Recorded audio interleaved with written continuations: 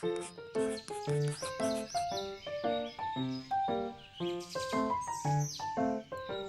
friends, today I thought I would finally get around to recording the tour of my island Cotton. I worked so hard on it on stream, put so much love into it, and honestly I feel like I grew so much as an island decorator on this island, especially because I used to shy away a lot from terraforming. Waterscaping has always been something that I love doing most, but as you can see from my map here, I did do quite a bit of terraforming. I've added a lot of hilly areas, a lot of cliffs, and also incorporated my love for waterfalls, streams, lakes. There's a lot of views. I have Walker, Ursula, Dina, Blair, Stella, Marshall, Weber, Deirdre, Lolly, and Marty, who's my absolute favorite villager on this island. Not to pick favorites. So, as you enter, I just wanted to make this kind of little point in which you can walk in different directions, get lost within the island a little bit. And the first thing you see is my house. In case you're wondering, this island is set in the winter time. So it's about March 15th or so. The grass is just very pale and almost like this pastel green, which is what I really liked about it. As you enter this little area, I do have a stream kind of cutting through the center, and what I really wanted to just emphasize on was the surrounding of trees around my house and kind of just making it feel like it's enclosed within a forest, which I really like the idea of. So over here we just have some little stumps on the side, got some water going on the back there. And for my house, I will say I did not finish decorating it. Unfortunately, I just got a little bit too impatient to start my next island. But in here, I do have more of like a warm, inviting feeling with just soft beige colors all around, very wooden, earthy, and just very comforting. Over here, we have my bedroom, just a cozy little space, little book corner here, and a little vanity area, cozy corner to watch some TV, and that's pretty much it. There is a little bit of decorating in the back room, but honestly, again, it's just very unfinished, so I'm not very proud of that part of the island, but everything else I'm very happy about. Once you go out to the right here, there's a little bit of a diagonal path, and I have a hidden meadow, just filled with flowers. I went for greens, ivories, white, and I just love the way this kind of flows into this little hidden area for one of my favorite builds that I've done that I created after the 2.0 update with the caves. And right here we have this bridge that really doesn't lead to anywhere, kind of just wanted to feel like more of a garden bridge versus a bridge leading somewhere. You'll notice around my island that I did like to emphasize a lot on having smaller tree points leading into larger trees to kind of just move the eye toward a focal point. Over here on the left side, I have the Able sisters. This was kind of an accidental build for me, honestly. I was gonna move the museum, but then I just really like the way those two look layered together. It kind of just makes the Able sisters look like a little bit of a gift shop in front of the museum. And it also looks really good behind the view of the waterfalls. So it just really worked out harmoniously. And again, just have little pine cones and acorns and stumps and mushrooms everywhere. I think that the little details sometimes speak for themselves, which is what I really wanted to emphasize on. Museum is very simply made, but I feel like it all kind of just ties in together in a very subtle way. And then even between these trees here, I just kind of wanted to make it look like a little hidden spot between the forest. Alright, so we're gonna go back to the front of the island. What I have here is just a little land bridge that leads into the resident services, which creates this sort of sunken effect around the resident services, and I have a neighborhood just sort of tucked behind that, which I really like. We have a path leading straight into resident services, and I think one of the biggest struggles I've always had with decorating has been how to make the resident services tie in with the rest of the island. And I feel like somehow I've really managed to accomplish that here. You know, we have a little waterfall on the side, we have the trees, the neighborhood, but still very much feeling like it's in a forest. And when you dream, do not forget to pick these up. You can choose between being a bunny or a bear or a reindeer or a sheep, and just kind of be one with the forest like that. And then of course you can choose between one of these outfits that fits very well with the forest core theme as well, but I'll leave that as a little surprise to you guys once you come in. These villagers are here and available to go visit, so just quickly pop in here. So this is Lolly's house, and for her specifically, I just really wanted it to feel like a cozy cottage within the forest. And I feel like I managed to capture that very well, while also just staying true to her. For Walker's house specifically, I wanted to do a tea room. It's very much like him. Unfortunately, he is not wearing the outfit I gave him. I don't think they do wear the outfits you give them during the dream, but this is his little earthy tea room. Made sure to make it look nice and steamy because he has some hot tea around. I've added obviously a teacup and a tea set in the back there. Very traditional, very earthy with all the greens, the beige from the wood, the darker woods as well, a little cricket on the side to the right. I just really like the way this turned out, so this is probably one of my favorite houses that I put together on this island, and I'm so glad you guys are going to be able to see it once you come in because I wasn't sure who would be awake for this. Past the land bridge, we have Blair's house. She's not home right now. She had a really pretty flower shop, but that's okay. She does have this little, it looks like a picnic, but it's actually meant to be like a little flea market. And this is sort of just an homage to New Leaf back when they used to have flea markets. You can go over and purchase the items in their home, making it feel like she actually lives there. And past this bridge, I have this meadow that is inspired by a photo that a friend sent me that she thought would be perfect as inspiration for my waterscaping and my terraforming, and I thought it fit perfectly here. It was very hard to work in this tight space because right next to that is the beach. I played around a lot, again, with just the heights of the trees, the mush parasols, added little ducks around the areas just to kind of make it feel alive. Some snails tucked behind the bushes, pine cones, a little gyroid there, sort of tucked in the corner.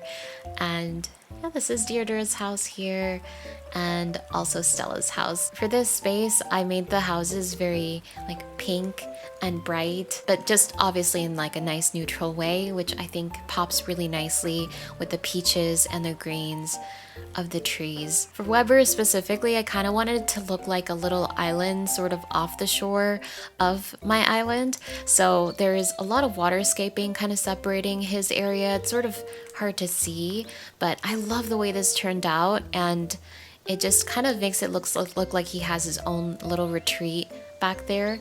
But let's just quickly head into Stella's house so I can show you guys around. All right, so this is Stella's little humble abode, and for her, I have a loom, I have a spinning wheel, I put some yarn down, and I wanted it to look like she creates her own sweaters. So I have a little sweater just hung up there, and a corner for her to just sit down by the fireplace and enjoy a little bit of warmth. I just love it. I feel like it just embodies the essence of nostalgia. I used to study design. I loved knitting, and this is just very much me in a house. I think one thing that I'm noticing now as I'm walking around is that my heart feels a little sad that I did delete this island. I grew very close to it as I made it. I feel like that's just what makes it even more special, and I'm so glad that now at least I have a dream where I can just look back on it. We have some trees leading up to the point of Weber's house, and if you look closely, you might just be able to catch the pipe that leads you into Weber's area, because I did want to make sure that you could actually, have a look-see. And if you just prop the camera up ever so slightly this way, you can definitely see how this looks like its own separate space from the rest of the island, which I love. Past Stella's house, we have a little picnic here, and Ursula's house. I wanted it to feel like a very serene little cabin by the lake, and also just have her as a lumber lady. So we have an axe, some chopped down trees again, some stumps, and let's just take a look inside and see what we've done for her. For Ursula specifically, I wanted to make her a cook. So we have a kitchen to the right, and a little spot for her to eat and enjoy her meals on the left. And I just had this idea of like having little rain boots when she gets back home after a rainy day, leaving some socks on the side. She's got a little bird pet. And yeah, just very subtle. For her house specifically, I like that I still incorporated that log cabin feeling while keeping it pink, just like her. And thankfully, that also tied in really well with the Meadow houses and all the pinks that we had going on at the front over here on the side. I'm just gonna run back because I do want to quickly show you guys some of the beach that I have going on over here at the front and how that all ties in. Oh my gosh, that's me. My heart just dropped to my stomach. That's so funny. Hi. Oh, I'm wearing my umbrella. That's so sweet. Wow, that was very interesting. So on the beach, I really like to keep it nice and simple. One of my favorite coats that I always incorporate on my beach, some seagull shadows, and adds movement to the otherwise very stagnant beach. And I did incorporate just a few picnics around the area. We have the sea turtles, and over here just have this little beach shack just kind of hanging out on the side there. One of my favorite things I like to do too is just kind of add saplings to the beach right on the day where I'm about to save my DA. That way they stay nice and short. Over here we just have some overgrown grassy dune areas on the side, just climbing up the beach, which I love. I really like the way this turned out. And over here we have another lookout spot that kind of just appreciates Weber's house a little bit more from afar. To the left here we have another cliff, and again another view just sort of looking into that garden bridge that I showed you guys earlier. I just realized I don't have the sitting emote, so I can't sit there, but you guys can definitely sit there if you'd like. Over here we have a fallen log that has another view, this time around to a lighthouse. And then when you continue over here, we have Marshall's house. And for Marshall's house, I made him a cafe, which, boo, we can't see. He's not home right now, or he's sleeping or something. Oh, he's exploring. But for his area, I, again, just played around with like having different sizes of trees. I feel like that's not really that exciting.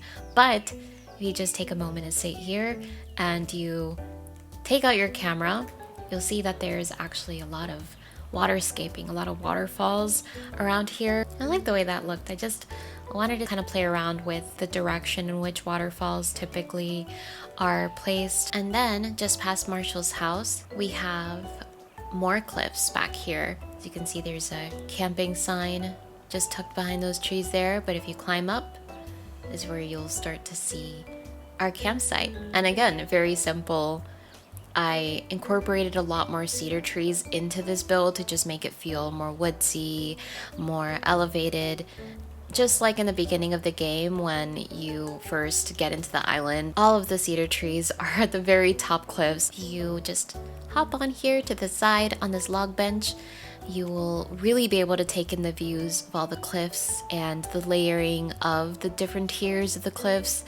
I have Dina's house back there. And for hers specifically, I just wanted it to look very earthy. I have the rock roof that helps with the water system, but it also just makes it look like it's a part of the island. We used a stone bridge this time around to kind of hop across the stream, a rock pond to just kind of go with the color scheme of our house, but also in continuation with the rockiness of the roof. She's got a little forest farm, and just behind the campsite we have this trail and yet another bridge going over this waterfall stream situation. And here we have Marty's house. I believe this is our very last villager. For Marty's house, I wanted to do something very Winnie the Pooh themed, so I do have a bunch of honey pots and honey everywhere, and I just wanted him to have his own like little area so that he could be really appreciated, since he is one of my favorite villagers.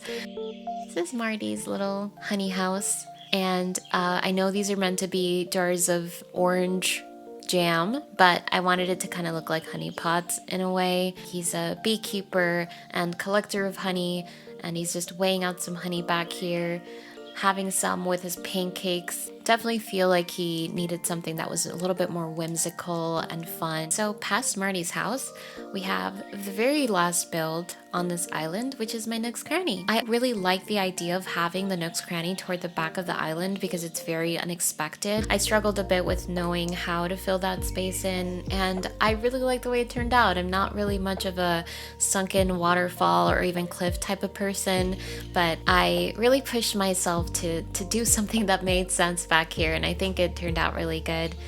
And then just going down below into these inclines is where you can go into Nook's cranny, enjoy some of that, and then also into my secret beach that was very minimally decorated with a sand castle, a little bit of writing, and a cedar sapling just to bring some of the woods into the beach. But that's pretty much it. That's everything that I have on my island. I hope you guys love how it turned out. I put so much love into this island. It was so much fun decorating with all of you on stream, and I'm very happy to say that this was the island that got me out of my Animal Crossing burnout.